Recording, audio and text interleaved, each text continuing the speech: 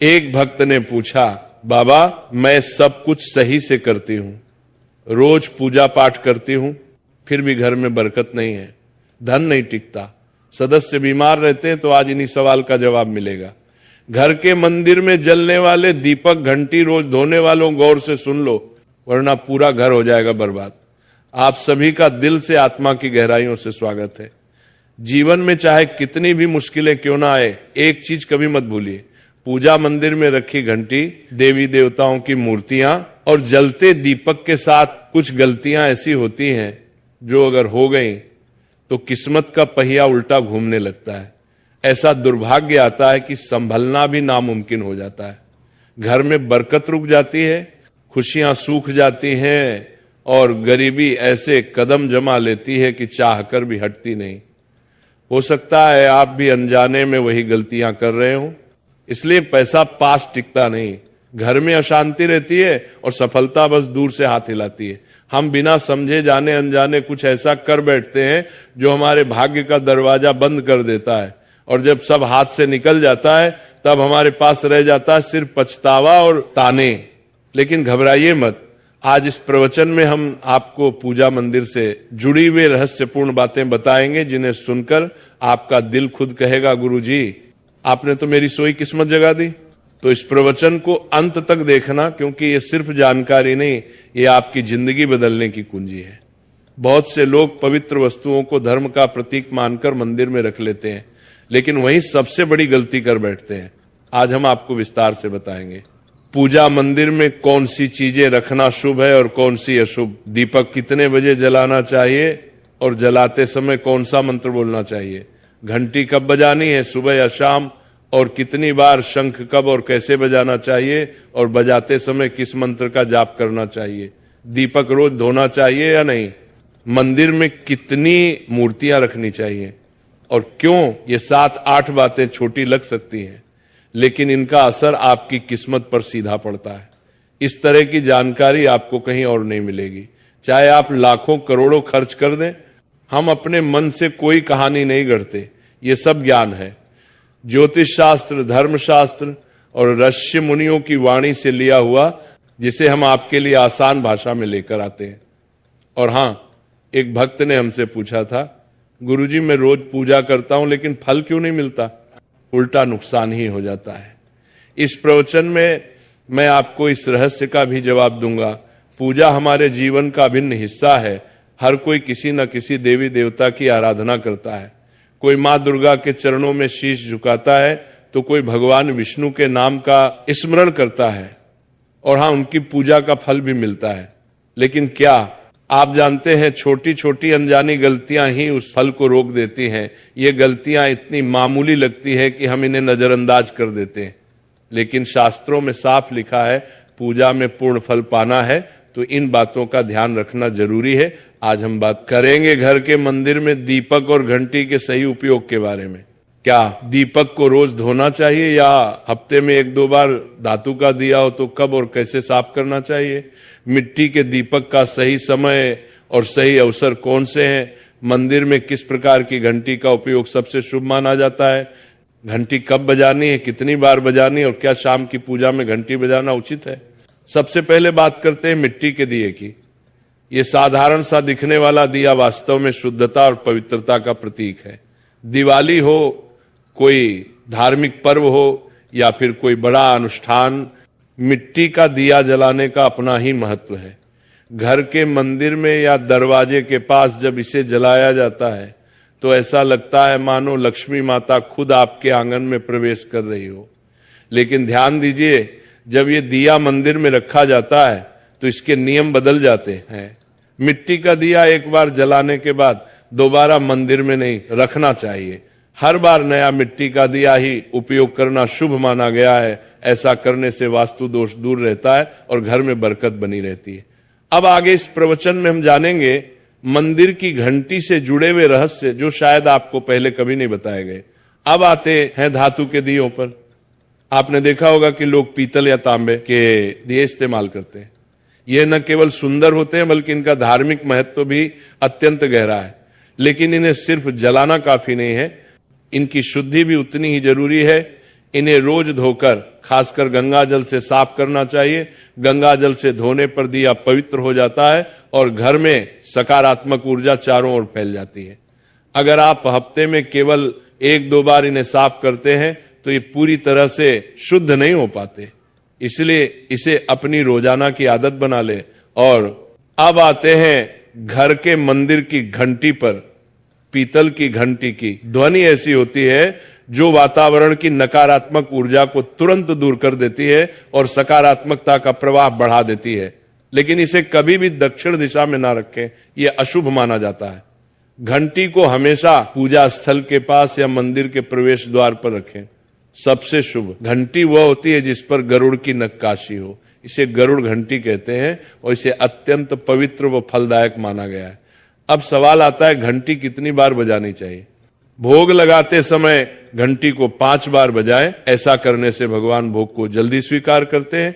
पूजा के दौरान घंटी को जोर जोर से या लगातार नहीं बजाना चाहिए, सिर्फ 3 बार बजाना ही उचित है। घंटी को हमेशा दाहिने हाथ से बजाएं और इसका मुख पूजा स्थल की ओर होना चाहिए।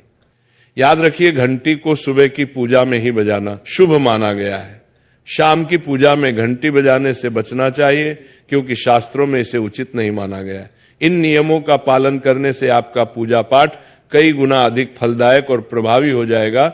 यह बातें छोटी लग सकती हैं, लेकिन इनका असर आपकी किस्मत पर गहरा पड़ता है। एक और बहुत ही महत्वपूर्ण बात जो अक्सर लोग नजरअंदाज कर देते हैं, जब भी आप किसी मंदिर जाएं, खासकर घर के बाहर वाले मंदिर में, तो मंदिर में प्रवेश करते समय ही घंटी बजे, मंदिर से बाहर निकलते समय घंटी बजाने की कोई आवश्यकता नहीं होती।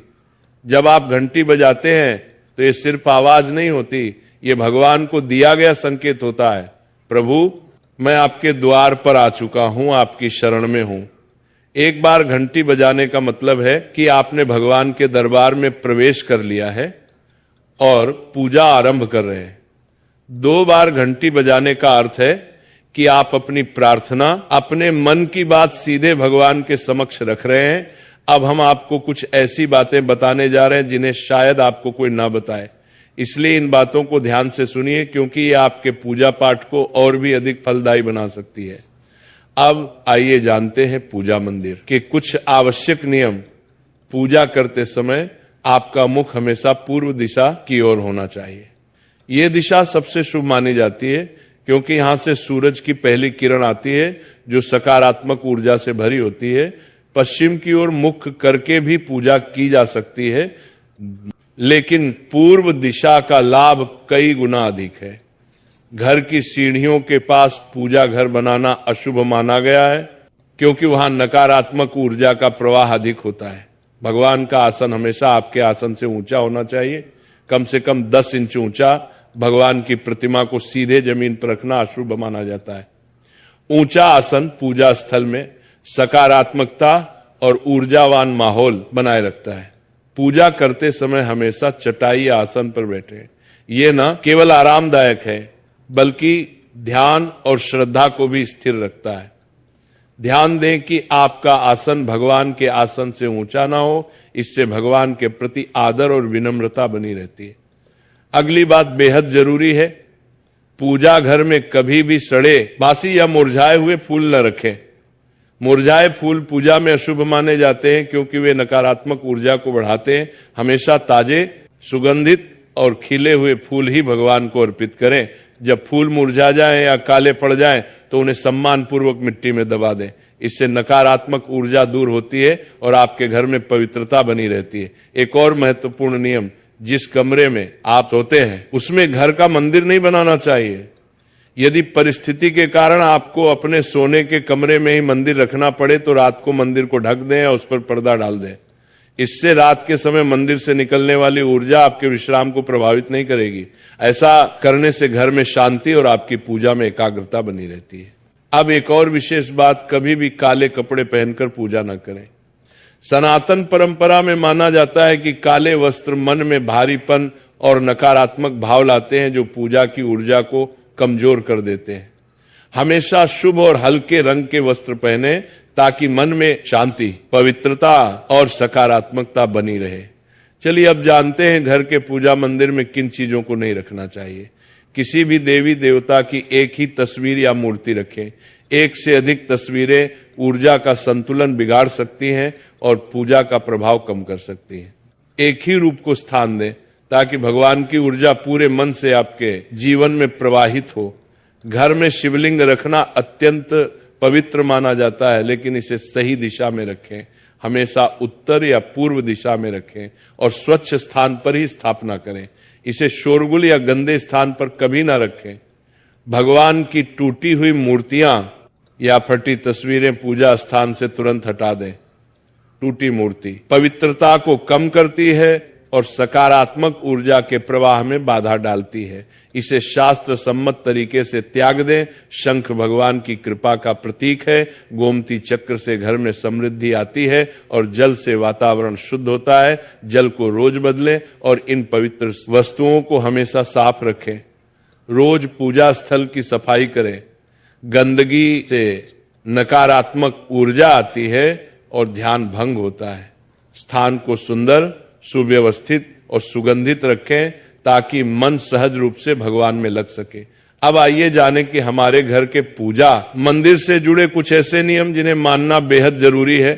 सबसे पहले पूजा स्थान हमेशा घर के शांत और पवित्र कोने में होना चाहिए और अगर वह उत्तर पूर्व दिशा में हो तो सबसे उत्तम है। यह दिशा घर में सकारात्मक ऊर्जा का संचार करती है और आपकी पूजा को और प्रभावशाली बनाती है। ध्यान रहे पूजा स्थल कभी बेडरूम या रसोई के पास ना हो। यह स्थान दैनिक कार्य और हलचल से भरे होते हैं जहां नकारात्मक ऊर्जा भी पनप सकती है। मंदिर के आसपास का वातावरण हमेशा साफ सुथरा और सुव्यवस्थित रखें ताकि आपका मन पूजा में एकाग्र हो सके। अब बात करते हैं दीपक और उनसे जुड़े महत्वपूर्ण नियमों की। दीपक जलाना सिर्फ एक परंपरा नहीं बल्कि ये भगवान के आशीर्वाद और कृपा का प्रकाश है जो आपके घर और जीवन में उजाला भर देता है। दीपक को हमेशा भगवान की मूर्ति के सामने रखें ताकि उसकी रोशनी सीधे भगवान तक पहुंचे और आपके पूजा स्थल को पवित्रता से भर दे। याद रहे टूटा हुआ दीपक कभी न जलाएं और पूजा के समय एक साथ 2 दीपक खासकर तेल और घी के भी ना जलाएं क्योंकि दोनों की ऊर्जा अलग होती है और गलत तरीके से जलाने से पूजा की शक्ति कम हो सकती है। वास्तु के अनुसार घी का दीपक बाईं ओर और तेल का दीपक दाईं ओर रखना शुभ होता है, लेकिन ध्यान रहे दीपक कभी भी पश्चिम दिशा में ना रखें। दीपक के लिए उत्तर या पूर्व दिशा सबसे अच्छी मानी जाती है। साथ ही बत्ती का मुंह भी हमेशा इन दिशाओं की ओर होना चाहिए ताकि सकारात्मक ऊर्जा का प्रवाह और अधिक बढ़ सके। घी के दीपक में रुई की बत्ती और तेल के दीपक में लाल मौली की बत्ती का प्रयोग करें।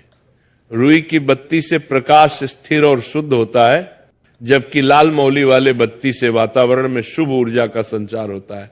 नवरात्रि या विशेष अवसरों पर मां दुर्गा और मां लक्ष्मी के सामने गोल बत्ती का दीपक ना जलाए क्योंकि इसे अशुभ माना जाता है।